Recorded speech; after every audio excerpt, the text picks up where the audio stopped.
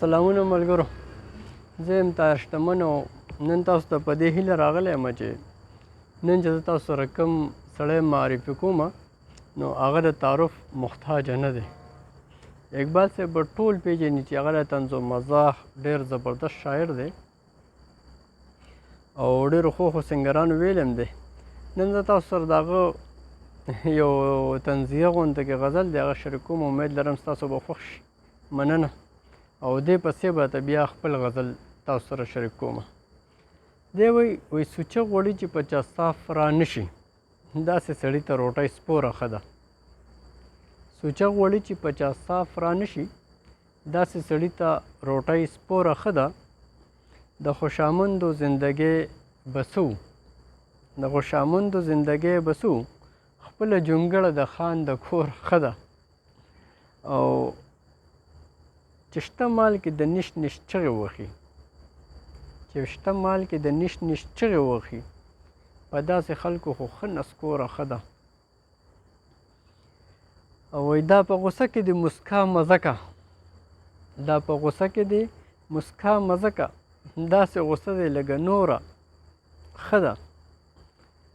او بل یو طنزیه غونته کې شعر د ډېر مزهدار د الفاظو بحر ته وګوره چې وایي دا چې په بورکه کې نارینهو ته ګوري دا چې په بورکه کې نارینهو ته ګوري د داسې سطر نه سرتوره ښه ده. او وایي چې په محفل کې چا بللی نه دا غلې ناسته دی له شوره ښه ده.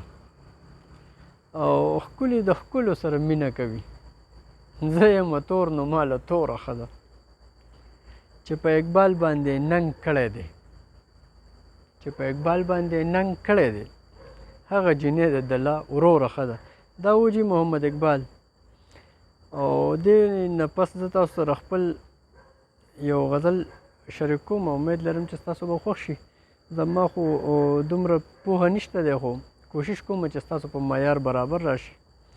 مونږ په خپلو اوږو خپل اسمان ودرولی مونږ په خپلو اوږو خپل اسمان ودرولی خپل ځان مو خپله په چا ګران ودرولی.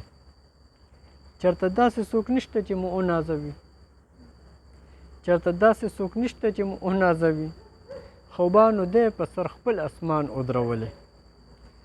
عشق او مینه په کوم کلام کې ناروا ده عمران صاحب وایي عشق او مینه په کوم کلام کې ناروا ده. سپرلو په خپل سر غم د خزان ودرولی. مننه. عشق او مینه په کوم کلام کې ناروا ده عشق او مینه په کوم کلام کې ناروا ده. سپرلو په خپل سر غم د خزان ودرولی. مننه جی. مینه محبت حسن او عبادت چې وکاروې مینه محبت حسن او عبادت چې وکاروې مونږ خپله انا ځان ته په ګریوان ودرولی. او آخري مقطع ده وایي چې شتمنه د ژوند احترام او د محترمو ناروا شتمنه د ژوند احترام او د محترمو ناروا ما په زړه ځیګر دا ممتاز جانان ودرولی. ډېره مننه. خوشحاله اوسئ. آباد اوسئ. الله په امان.